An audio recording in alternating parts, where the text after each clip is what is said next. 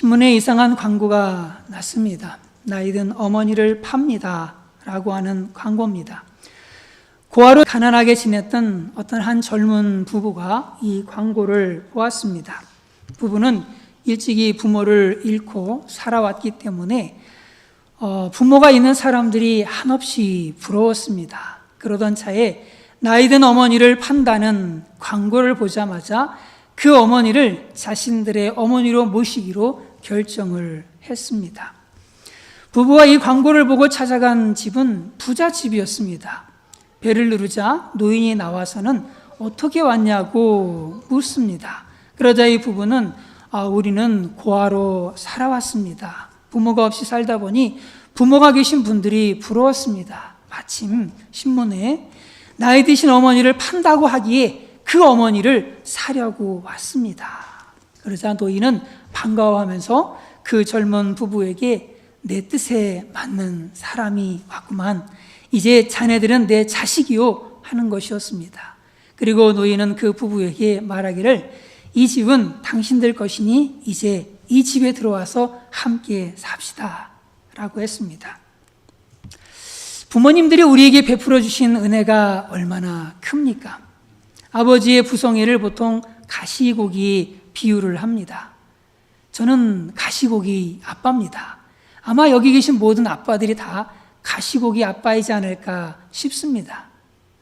이 가시고기는 산란기에 암컷이 알을 낳고 떠나버리면 이 수컷이요, 알이 부화될 때까지 신선한 물을 계속해서 이렇게 제공을 하고, 그리고 침입자, 알을 먹기 위한 그 침입자들을 막기 위해서 최선을 다합니다. 그리고 새끼들이 둥지를 떠날 때 자신의 생을 드디어 마감을 해요. 그리고 자신의 몸을 사실은 이 새끼들에게 먹이로 줍니다. 가족을 위해서 수고하다가 조용히 한 세상을 마감하는 아버지들의 모습, 그 모습이 가시고기의 모습에서 우리는 볼 수가 있습니다. 그리고 모성애를 연어에 비유를 합니다. 어미 연어는요, 알을 낳은 후에 가만히 누워 있는다고 합니다. 그러면 이제 알이 부화를 하지요. 부화해서 나온 새끼들이 먹을 것이 없어요. 그러니까 어미의 살을 먹으면서 성장을 합니다. 어미 연어는 극심한 고통을 참아내면서 새끼들이 마음껏 자신의 살을 뜯어먹기에 내버려 둡니다. 새끼들은 그렇게 성장을 하고 어미는 결국 뼈만 남게 되고 소리 없이 이 세상을 떠난다고 합니다. 참 어머니의 모습이 그런 모습이지 않을까. 어머님의 모든 그냥 살을 다 뜯어서 자녀들에게 먹이면서 지금까지 이렇게 살아오고 계신 우리 참 어머님들, 또 우리 아버님들 참 훌륭한 분들이십니다. 심순덕 시인의 엄마는 그래도 되는 줄 알았습니다 라고 하는 시가 있습니다. 심순덕 시인이 이제 이 엄마는 그래도 되는 줄 알았습니다 라고 하는 그런 시인데 정말 참 뭉클한 시입니다. 한번 들어보십시오. 제목, 엄마는 그래도 되는 줄 알았습니다. 지은이 심순덕. 엄마는 그래도 되는 줄 알았습니다. 하루 종일 밭에서 죽어라 힘들게 일해도 엄마는 그래도 되는 줄 알았습니다. 찬밥 한 덩이로 대충 부뚜막에 앉아 점심을 때워도 엄마는 그래도 되는 줄 알았습니다. 한겨울 냇물에서 맨손으로 빨래를 방망이질해도 엄마는 그래도 되는 줄 알았습니다. 배부르다, 생각 없다, 식구들 다 먹이고 굶어도 엄마는 그래도 되는 줄 알았습니다. 발 뒤꿈치 다 헤어져 이불이 소리를 내도 엄마는 그래도 되는 줄 알았습니다. 손톱이 깎을 수조차 없이 닳고 문드러져도 엄마는 그래도 되는 줄 알았습니다. 아버지가 화내고 자식들이 속을 썩여도 끄떡없는 엄마는 그래도 되는 줄 알았습니다. 왜 할머니 보고 싶다, 왜 할머니 보고 없다, 그것이 그냥 넋두리인 줄만 한밤중 자다가 깨어 방구석에서 한없이 소리 죽여 울던 엄마를 본 후로 엄마는 그러면 안 되는 것이었습니다. 실록의 계절 푸른 5월, 오늘 우리들의 모든 어머니 아버지 위대하시고 너무나 그립습니다.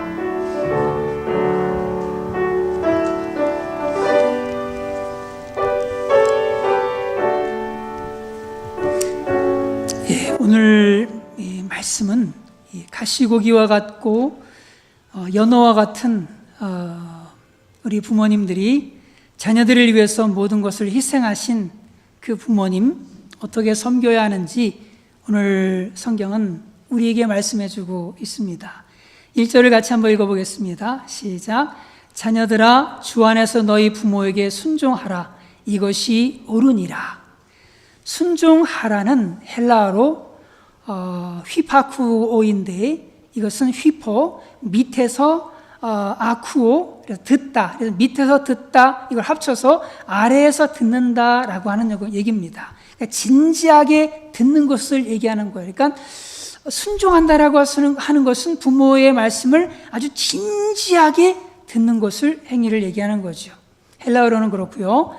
히브리어는 샤마인데 듣다, 경청하다, 복종하다의 뜻입니다. 그러니까 순종하라는 것은 한마디로 복종하는 자세로 잘 귀 기울여 듣는 것, 부모님의 말씀을 복종하는 자세로 잘 귀 기울여 듣는 것이 바로 순종이다라고 하는 겁니다. 순종하는 자녀로 부모님께 또 효도하시고 순종하는 성도로 하나님께 영광 돌리는 모두가 되시기를 간절히 바랍니다. 어느 마을에 화목하기로 소문난 집이 있었습니다. 동네 사람마다 그 집을 부러워했어요. 한 번은 화목지 못한 집의 노인이 화목한 집에 방문을 해서 그 이유를 물었습니다. 그러자 화목한 집의 노인은 이렇게 얘기를 합니다. 우리 집이 왜 화목한지 보여주겠소 라고 하면서 큰 아들을 불렀습니다. 그리고는 이렇게 얘기를 합니다.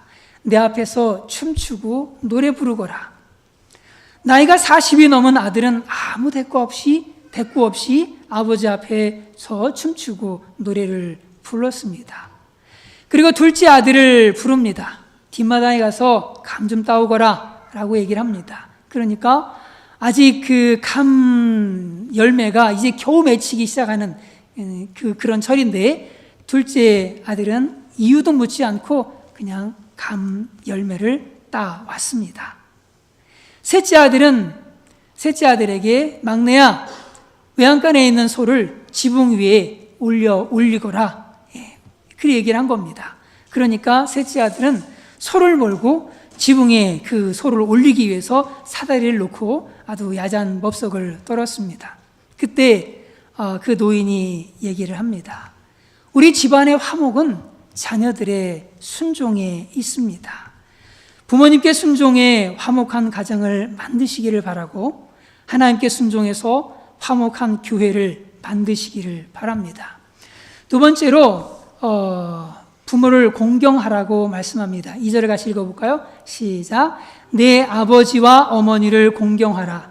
이것은 약속이 있는 첫 계명이니. 공경하라라고 하는 말은 헬라어로 티마오인데 이것은 가격을 정하다, 존경하다 이런 뜻입니다. 그리고 이것을 히브리어로는 카베드인데 이것은 무겁다, 힘겹다, 짐이 되다, 존경하다, 영화롭다, 존귀하다 이런 의미를 가지고 있습니다. 그리고 가치 있는 것이나 혹은 인상적인 어떤 그런 의미를 얘기할 때 이런 무게가 있다라고 하는 뜻으로 바로 이 카베드를 사용을 했습니다.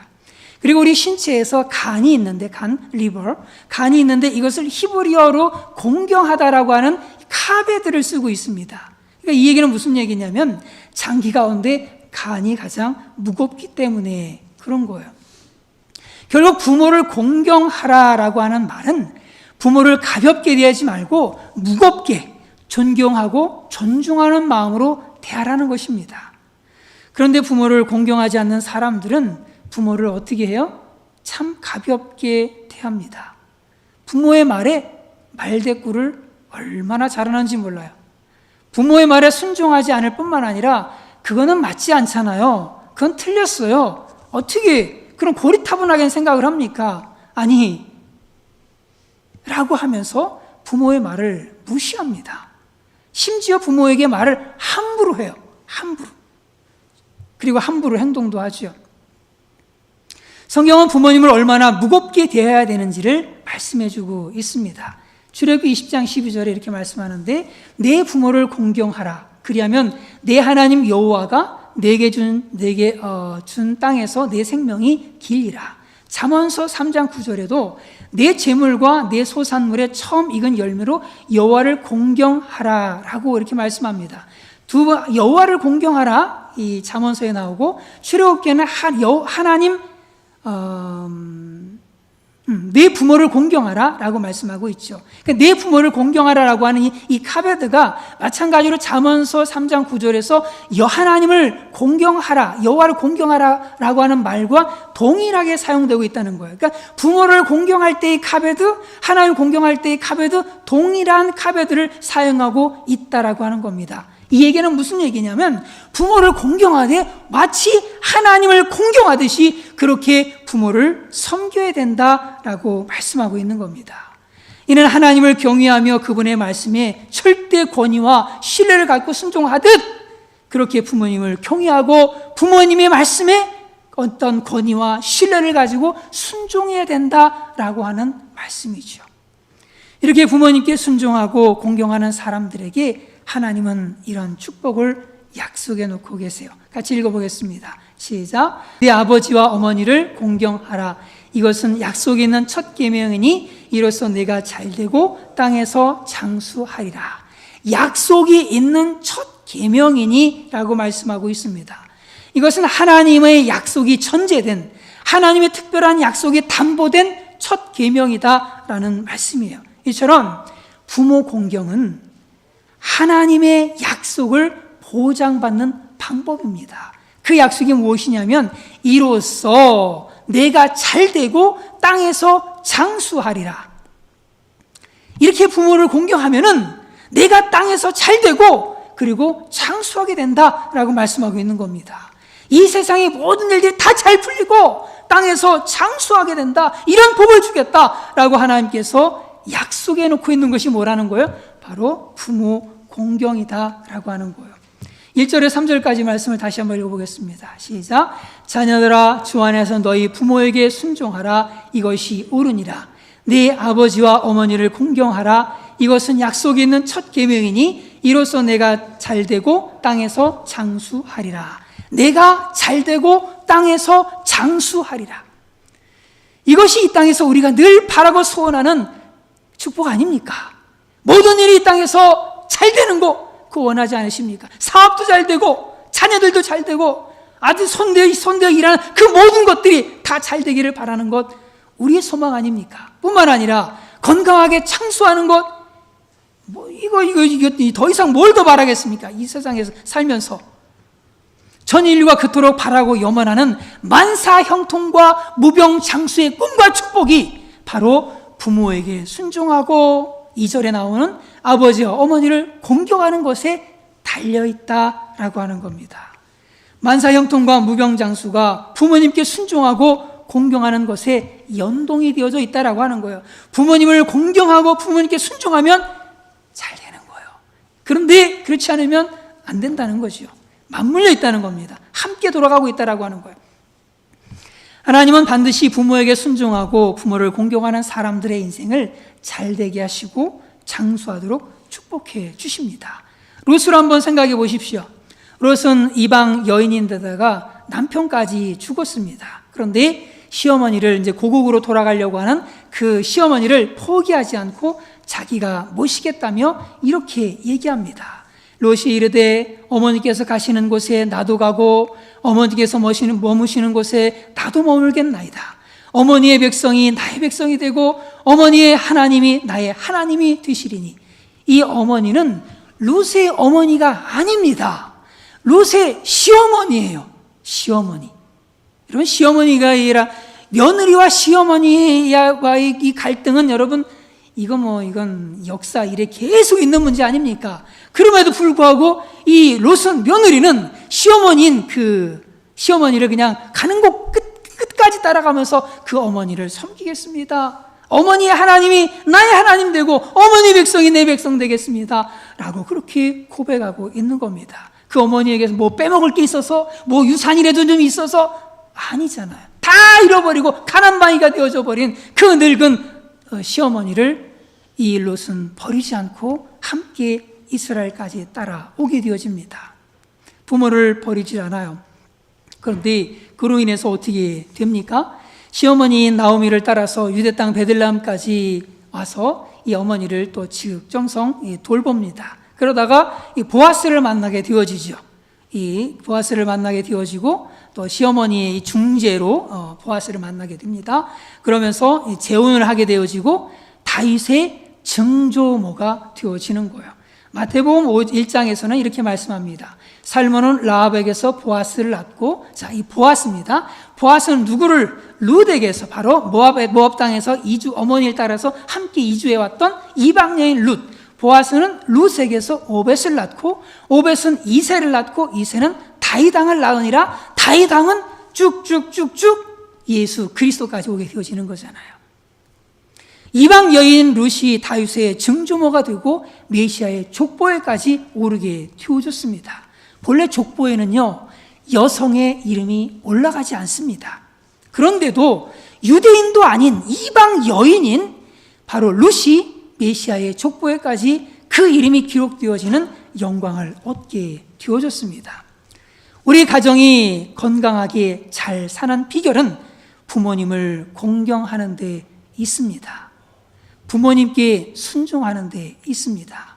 부모님을 공경할 때 만사 형통해서 물신양면으로 번성하게 되어집니다. 부모님을 공경할 때 몸과 마음의 건강과 평안과 행복 속에서 장수하게 되어집니다. 그러므로 부모 되신 분들은, 그리고 장차 부모가 되실 분들은 자녀들이 마냥 이쁘다고 오냐 키워서는 절대로 안 됩니다. 그래 네 하고 싶은 대로 다 해. 그러다가는 언젠가 그 자녀들 손에 수염이 뽑히는 날이 오게 되어질 겁니다. 그러므로 부모 되시는 분들은 자녀들을 어려서부터 부모에게 순종하고 부모를 공경하는 자녀로 키워야 합니다. 이것이 진정으로 자녀를 사랑하는 거예요. 무조건 오냐 키워주는 게 사랑하는 게 아니라 자녀들이 부모에게 순종하고 부모를 공경할 줄 알도록 그렇게 키우는 것이 진정 자녀를 사랑하는 것이고 자녀가 성공하고 장수하고 축복받게 하는 길이다라고 하는 겁니다. 이것은요, 제가 드리는 말씀이 아니라 하나님께서 세우신 영적인 법칙이요, 영적인 질서입니다. 반드시 부모를 공경하게 되어지면 하나님께서 그 자녀를 축복해 주십니다. 그러면서 하나님은 부모를 공경하지 않는 자녀들에게 무서운 말씀을 하십니다. 같이 읽어보겠습니다. 시작. 자기 아버지나 어머니를 저주하는 자는 반드시 죽일지니라. 하나님도 너무하시지. 그렇다고 해서 죽이라고까지 그렇게 무지막지하시게 말씀을 하실 수가 있습니까? 그러나 뭐라고 말씀하세요? 반드시 죽여라 라고 얘기하고 있죠. 얼마나 무서운 말씀인지 몰라요. 잠언서는 또 심각해요. 같이 읽어보겠습니다. 시작. 아비를 조롱하며 어미 순종하기를 싫어하는 자의 눈은 골짜기에 까마귀에게 쪼이고 독수리 새끼에게 먹히리라. 참 저주도 이런 저주가 없습니다. 왜 하나님은 부모 공경을 이토록 강경하고 과격할 정도로 강조하고 있는 것일까요? 이는 부모 공경이 곧 하나님 공경의 연장선으로 하나님은 보고 계시기 때문에 그렇습니다.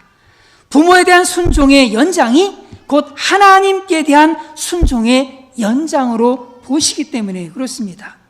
그래서 눈에 보이는 부모를 공경하지 않는 자녀는 결코 눈에 보이지 않는 하나님을 공경할 수 없다라고 하는 겁니다. 눈에 보이는 부모에게 순종하는 자만이 눈에 보이지 않는 하나님께 순종할 수 있기 때문에 그렇습니다. 그러므로 육신의 어버이이신 우리 부모님에 대한 공경과 영혼의 어버이이신 우리 하나님께 대한 공경이 본질상 서로 똑같다라고 하는 겁니다. 그래서 하나님께서는 무섭게 강조하고 계셨던 겁니다. 우리 모두 부모님께 효를 다하는 그런 자녀들이 되셔서 하나님께서 약속하신 만사 형통과 무병장수의 축복을 우리 모두가 풍성히 누리는 복된 은혜가 있기를 주님의 이름으로 축원을 드립니다.